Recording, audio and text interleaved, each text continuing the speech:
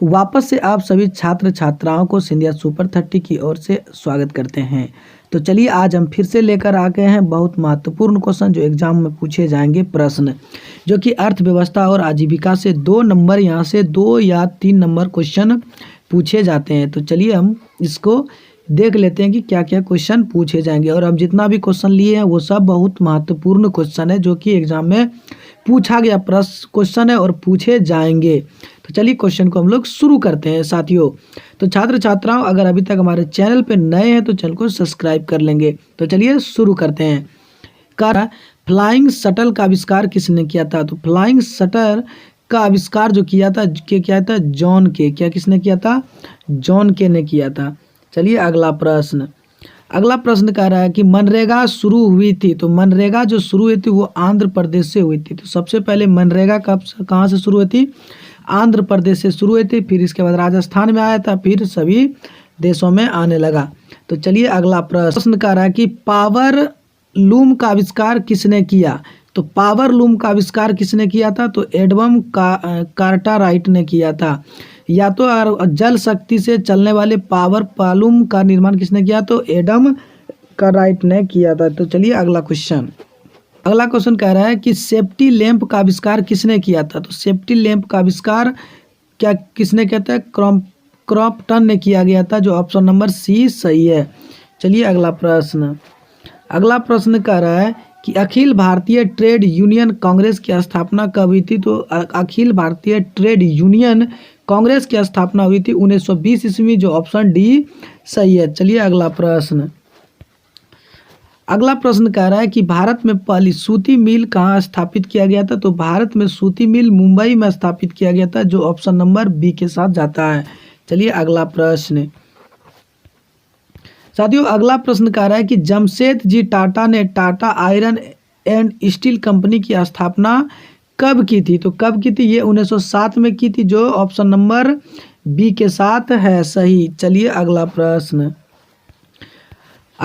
8 number कह रहा है मुंबई में प्रथम सूती कपड़ा मिल किस वर्ष स्थापित किया गया था? तो सूती मिल जो स्थापित किया गया था वो 1854 ईस्वी में किया गया था, जो ऑप्शन नंबर सी है। चलिए अगला प्रश्न कह रहा है कि वाष्प चलित रेल इंजन का आविष्कार किया था। तो वाष्प चलित रेल इंजन का आविष्कार किया था जेम्स वाट ने। किसने? जेम्स वाट ने किया था, जो ऑप्शन नंबर 20 सही है।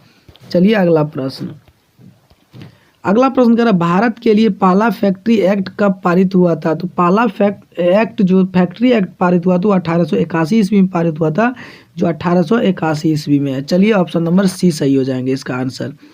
चलिए 11वां प्रश्न नंबर 11 कह रहे हैं कि इंग्लैंड में सभी स्त्री एवं पुरुष को वयस्क मताधिकार कब प्राप्त हुआ था? तो 1828 ईस्वी में, ऑप्शन नंबर डी। इससे पहले कि सिर्फ पुरुष ही वोट दे सकते हैं, स्त्री नहीं दे सकते हैं। चलिए अगला प्रश्न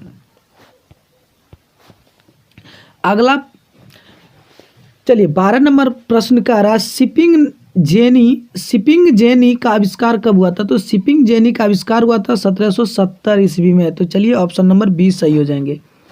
चलिए अगला प्रश्न कह रहा है औद्योगिक क्रांति सर्वप्रथम किस देश में हुई थी? तो औद्योगिक क्रांति सर्वप्रथम इंग्लैंड में शुरू हुआ था, जो ऑप्शन नंबर ए को सही करता है। चलिए अगला प्रश्न कह रहा है साथियों कि भारत में कोयला उद्योग का प्रारंभ कब हुआ था? तो कोयला उद्योग का जो प्रारंभ हुआ था वो 1914 ईस्वी में, जो आंसर बी करेक्ट है।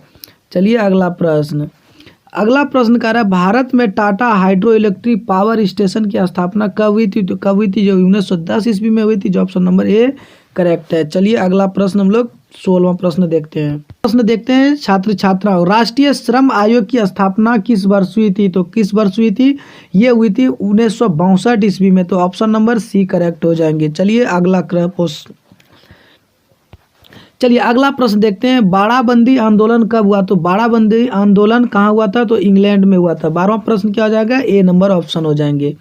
तो चलिए अगला क्वेश्चन कह रहा है कि 10 घंटे का आंदोलन कहाँ चला था? तो 10 घंटे का जो आंदोलन चला था वो इंग्लैंड में चला था, जो महात्मा गांधी भी इंग्लैंड गए थे। तो चलिए अगला प्रश्न कह रहा है कि भारत में मजदूरी बोर्ड की स्थापना किस पंचवर्षीय योजना में की गई थी, तो जो तृतीय पंचवर्षीय योजना आई थी उसी में किया गया था। तो ऑप्शन नंबर 17 है। आप सभी को सिंधिया सुपर 30 पर, जो कि पर डे प्रत्येक दिन objective question and subjective question लाया जाता है, जो कि बहुत महत्वपूर्ण क्वेश्चन लाया जाता है, जो 2024 में बार बार रिपीटेड होने वाला है और जो पूछे जाने वाले प्रश्न को देता है। तो आप सभी अगर सिंधिया सुपर 30 में ज्वाइन नहीं किए हैं तो ज्वाइन कर लेंगे, और दोस्तों को भी नहीं बताएं तो दोस्तों में भी शेयर कर देंगे। तो चलिए हम लोग शुरू करते हैं 20वां प्रश्न।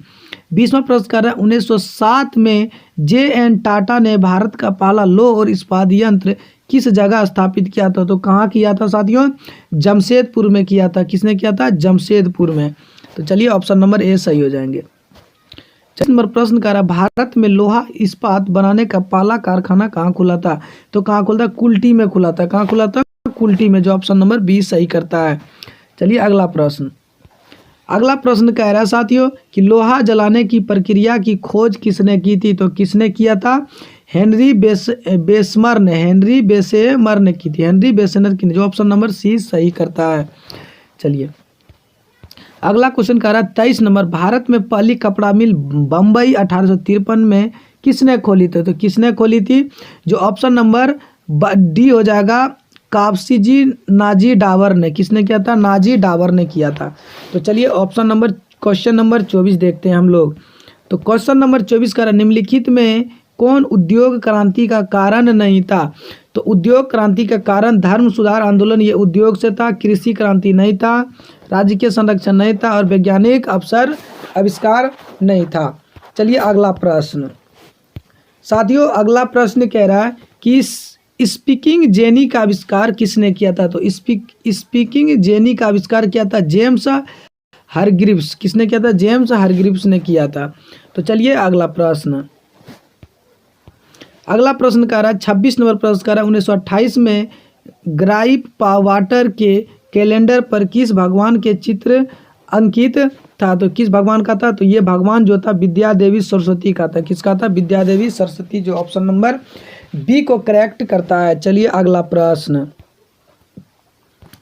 अगला प्रश्न कह रहा है कपास ओटने की मशीन किसने बनाई? तो कपास ओटने की इली हिटनी ने बनाई थी। किसने? इली हिटनी ने बनाई थी। ऑप्शन नंबर सी सही हो जाएंगे। प्रश्न आप लोगों के समक्ष है कि इंग्लैंड में औद्योगिक क्रांति किस उद्योग से आरंभ हुई थी? तो वस्त्र उद्योग से। किससे?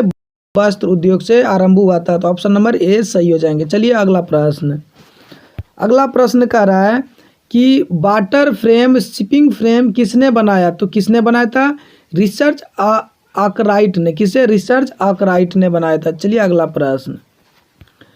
अगला प्रश्न कह रहा है 20वीं शताब्दी में आयातित कपड़ों में मैनचेस्टर के लेवल पर किस प्रकार के चित्र छपे होते हैं? तो किस प्रकार का? महाराजा रंजीत सिंह का। किसका? महाराजा रंजीत सिंह का, जो ऑप्शन नंबर बी को करेक्ट करता है। चलिए अगला प्रश्न। अगला प्रश्न क्या कह रहा है कि भारत सरकार की किस औद्योगिक नीति के द्वारा लघु की कुटीर उद्योग को प्रोत्साहित दिया है? तो किसने दिया है? 1948 की। किसने? 1948 का दिया है। चलिए अगला प्रश्न। अगला प्रश्न कर निम्नलिखित में किस कारण ने सबसे अधिक इंग्लैंड में औद्योगिक क्रांति को बढ़ावा दिया गया? तो क्या उद्योग को राजकीय संरक्षण दिया गया है, इसीलिए इसको बढ़ावा दिया गया है। चलिए अगला प्रश्न। अगला प्रश्न कह रहा है कि औद्योगिक क्रांति का अर्थ क्या है? तो औद्योगिक क्रांति का अर्थ क्या है? उत्पाद की प्रणाली में परिवर्तन। उत्पाद की प्रणाली में परिवर्तन। तो साथियों आप लोगों को 33 क्वेश्चन आज के वीडियो में 33 क्वेश्चन हम आपको दिए हैं। इसमें से आप कितना सही किए इसको कमेंट बॉक्स में जवाब दें। ये सभी क्वेश्चन भी आई है। सब क्या क्वेश्चन है? भी आई है, जो 2024 में पूछे जाएंगे प्रश्न। क्या हो जाएंगे? 2024 में प्रश्न को पूछे जाएंगे।